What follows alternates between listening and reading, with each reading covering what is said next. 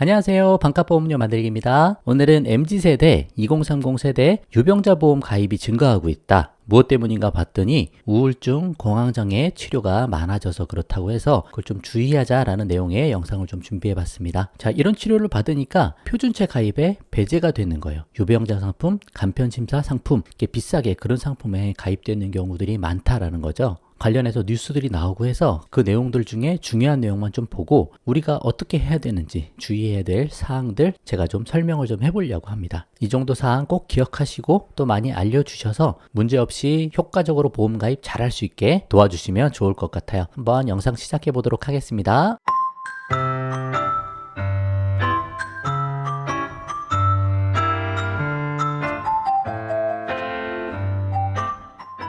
자, MZ세대 유병자 보험 가입 증가, 우울증, 공황장애 증가 탓이고 헤비팩토리에서 조사를 해보니 2030 세대 유병자 가입률이 6%다. 2030 세대가 사실 가장 젊고 건강할 때잖아요. 이럴 때 대부분 표준체로 가입이 된다는 거죠. 근데 벌써 한 6%대가 나오고 있는데 뭐 때문이냐? 다 이런 것 때문이다라는 거죠. 이 수치가 2011년 70대 유병자 가입률을 뛰어넘고 있다. 물론 10년 전 이야기지만 70대들이 가입했던 유병자 그 가입률을 2030대가 뛰어넘고 있다. 그런 이야기가 되고 있습니다. 좀 더 자세히 한번 알아볼게요. 자, 우울증과 공황장애 등 정신질환을 겪는 MZ세대가 많아지면서 이들의 유병자 보험 가입이 증가하고 있는 것으로 나타났다고 합니다. 과거 우울증을 앓았던 이력이 있거나 장기간 우울증, 공황장애 약을 복용하는 경우 일반보험, 표준체 가입이 거절되는 경우가 많기 때문이다 라고 해요. 특히 코로나19 등으로 우울증을 겪는 청년들이 많아진 것이 유병자 보험 가입 증가로 이어지고 있다는 분석이 나온다. 보건복지부에 따르면 우울증, 그리고 조울증, 조현병, 초진 환자 수가 계속 증가하고 있고 그 중에 20대가 5만 9천 명으로 전 연령대 중 가장 많다. 그 다음에 30대다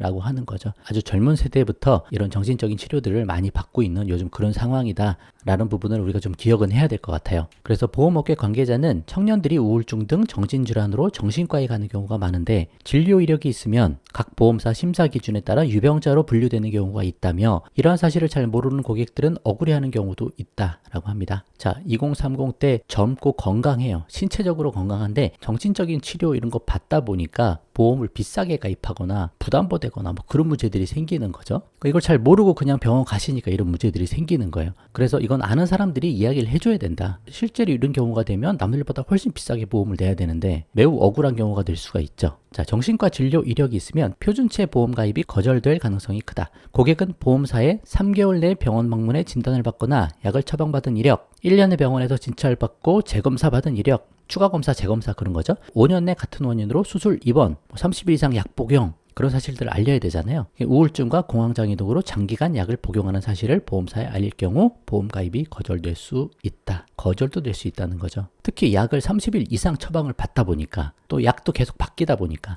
1년 내 추가검사, 재검사에 걸릴 수도 있고요. 그리고 5년 내 30일 이상 약 복용에 대부분 걸리게 됩니다. 그러면 당연히 고지해야 되는 사항이니까 고지를 해야 되죠. 고지하면 거절되거나 유병자 상품으로 가야 된다거나 보험료가 할증되거나 그런 문제들이 생긴다라고 보시면 될 것 같아요. 병원에 한 번 방문한 것도 딱 한 번 갔는데 상황에 따라서는 보험 가입 거절의 이유가 될 수 있다. 3개월 내 병원에 방문한 이력이 없어도 과거 정신과 의원에 방문한 뒤 이를 실손보험 청구했다면 보험사가 치료 이력을 확인할 수 있기 때문이다. 이거 이제 보험금 청구 제가 조심하자 계속 말씀드리는 게 ICPS, ICIS 그런 시스템 때문에 A 회사에서 보험금 청구한 걸 B 회사 보험 가입할 때 B 회사가 이미 알고 있는 거죠. 이거 뭐예요? 왜 병원 갔어요? 고지하세요? 그런 얘기들이 나오니까 보험금 청구도 신중했어야 되는 거고 어찌됐든 그런 것 때문에라도 다른 보험 가입할 때 문제가 생길 수 있다라는 부분 이야기하고 있습니다. 자, 그래서 이거 좀 잘 보셔야 되는데 다만 정신질환을 겪었다고 무조건 유병자 보험에 가입해야 하는 것은 아니다. 왜냐? 보험사마다 심사 기준이 제각각이어서 특정 회사에서 보험 가입이 거절돼도 다른 보험사에서는 가입이 가능한 경우가 있기 때문에 그렇죠. 또 불안장애, 우울증, 수면장애 등이 완치됐다라고 하면 소견서 등 서류를 제출하면 보험 가입에 도움이 될 수 있다는 걸 이미 다 완치됐어요 라고 할 수 있는 거죠. 당장 유병자 보험에 가입하기보다 표준체 보험에 가입 심사를 받을 필요가 있다는 게 보험업계 관계자의 설명이다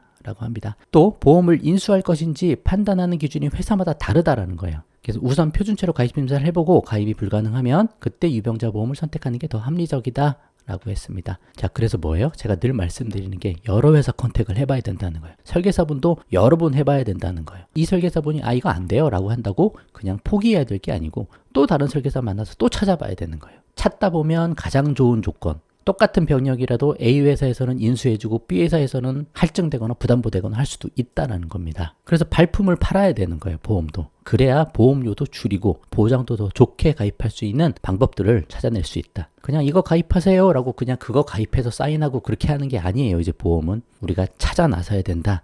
여기서도 그런 내용을 잘 설명하고 있어서 한번 가져와서 설명을 좀 드려보는 그런 부분으로 보시면 되겠습니다. 자, 결론으로 한번 마무리해 볼게요. 적어도 80세 이상 그리고 100세 보장되는 실비에 잘 가입된 걸 확인한 후 정신과 치료를 받아야 한다. 왜냐? 가장 중요한 보험이 실비보험이기 때문에 실비보험을 할증되거나 젊어서부터 유병자 실비 가입하거나 그럼 얼마나 억울해요. 지금 20대, 30대, 4세대 실비 가입하면 10,000원이면 되는데 그걸 유병자 실비 가서 비싸게 하거나 뭐 실비도 부담보되거나 할증되거나 하면 얼마나 안타깝습니까? 또 가입이 안 되거나 그러면 진짜 치명적이잖아요. 이런 거 먼저 체크를 하셔야 되고 가능하면 실비뿐만 아니라 20대의 2+1 보험을 사전에 잘 준비하자. 병원 가기 전에 내가 보험에 잘 가입되어 있는지를 체크해야 된다는 거예요. 이거 정신적인 치료니까 이거는 상관없겠지라고 할 게 아니에요. 이런 정신질환 치료를 보험사에서는 여러 통계적 데이터를 통해서 고혈압, 당뇨 그런 것보다 더 위험도를 높게 본다라는 데이터들이 있습니다. 그런 분들이 병원에도 더 오래 입원하고 향후 다른 질병에 걸릴 확률이 높다라고 생각하는 거예요. 그래서 젊고 건강할 때 20대 이제 사회생활 하시면서 그때 2+1 보험을 잘 가입을 해두자. 뭐 5만원에서 7만원이면 되잖아요. 2+1 다 해도. 이것까지 여의치 않으면 실비라도 무조건 가입을 잘 해놓고 병원을 가셔야 된다. 병원 일단 가시기 전에 무조건 체크해야 된다. 내가 보험이 잘 가입돼 있는지. 무슨 일이 생길지 모르니까. 그리고 표준체로 가입이 가능한 곳, 조금이라도 조건이 좋은 곳을 먼저 비교하고 찾아야 되는 거다. A 회사에서 심사 떨어졌다고 그냥 낙심하지 말고 다른 회사도 뚫어보자라는 거예요. 그러다 보면 가입이 되는 곳도 있고 더 조건이 좋은 곳도 있고 그런 곳을 찾을 수 있으니까 가능하면 여러 상품 취급하는 보험 대리점 도움을 좀 받아보시는 것도 좋겠다. 그렇게 말씀을 좀 드려보도록 하겠습니다. 자, 젊으신 분들이 요즘에 경제도 어렵고 여러 가지 스트레스 많이 받으니까 이런 치료들을 받는데 참 안타까운 현상이죠. 하지만 보험을 전하는 제 입장에서는 먼저 병원 가기 전에 보험을 잘 체크를 하자 그런 말씀을 꼭 드리고 싶어요. 나중에 병원 갔다 와서 하면은 여러 가지 손해가 많습니다. 그래서 주변 분들이 이것도 많이 아시고 잘 이야기 좀 해주시면 좋을 것 같다. 그런 말씀을 좀 드려보도록 하겠습니다. 자, 오늘 영상은 여기까지 하도록 하겠습니다. 도움되셨으면 구독과 좋아요 부탁드리고 공유도 많이 부탁드립니다. 그럼 마치겠습니다. 감사합니다.